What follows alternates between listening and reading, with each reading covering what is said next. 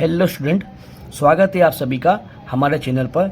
तो स्टूडेंट, आज की इस वीडियो में हम धोरण 12 विषय अर्थशास्त्र विभाग ई के कुछ आईएमपी क्वेश्चन आपके लेकर आए हैं। तो चलिए हम स्टार्ट करते हैं। आपका विभाग ई 25 मार्क्स का होगा। बोर्ड प्रश्न पत्र प्रश्न नंबर 57 से 63, मतलब 57 से 63 क्वेश्चन आपके होंगे और हर एक क्वेश्चन 5 मार्क्स का होगा। ठीक है, कौन कौन चैप्टर आता है वो देख ले। प्रकरण 3, 5, 7, 8 અને 11। ठीक है, 11 में से 2 क्वेश्चन होंगे, 7 માંથી 5 प्रश्नों लखवाना। ठीक है स्टूडेंट, चलिए स्टार्ट करते हैं। प्रकरण नंबर 3 नाणुं અને ફુગાવો, जो प्रश्न नंबर 57 में होगा। ફુગાવાનો अर्थ आपी तेना कारणों चर्चो, पहला क्वेश्चन है। सेकंड क्वेश्चन साटा प्रथानो अर्थ आपी तेनी मर्यादाओ चर्चो।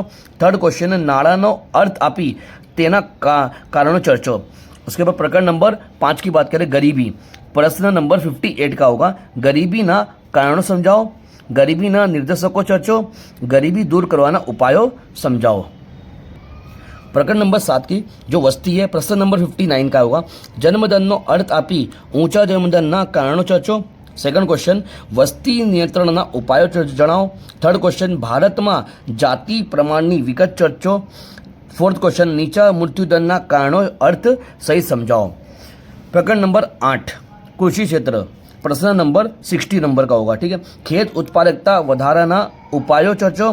सेकंड क्वेश्चन कृषि क्षेत्रनी नीची खेत उत्पादकता कारणों चर्चो। थर्ड क्वेश्चन ने कृषि क्षेत्रनी वर्तमान स्थिति चर्चो। फोर्थ क्वेश्चन ने कृषि क्षेत्रનું महत्व चर्चो। नेक्स्ट चैप्टर हमारा प्रकरण नंबर 11 भारतीय अर्थतंत्र में नूतन प्रश्नों, प्रश्न नंबर 61 से 62, मतलब इस चैप्टर में से 2 क्वेश्चन होंगे। आपको करना कुछ नहीं है स्टूडेंट, विभाग डी के जो हमने क्वेश्चन देखा था पिछली वीडियो में, ठीक है, तो आप वो वीडियो देखना। विभाग डी में जितने भी क्वेश्चन है सब तैयारी कर लेना। विभाग डी में से जो क्वेश्चन है वो विभाग ई में भी आने की चांसेस है। ठीक है, उसमें भी तैयारी कर लेना आप। ठीक है, उसकी बात करते हैं हम आलेख दोरी तेनु विश्लेषण करो। प्रकरण नंबर 7 में से आएगा, प्रश्न नंबर 63 में।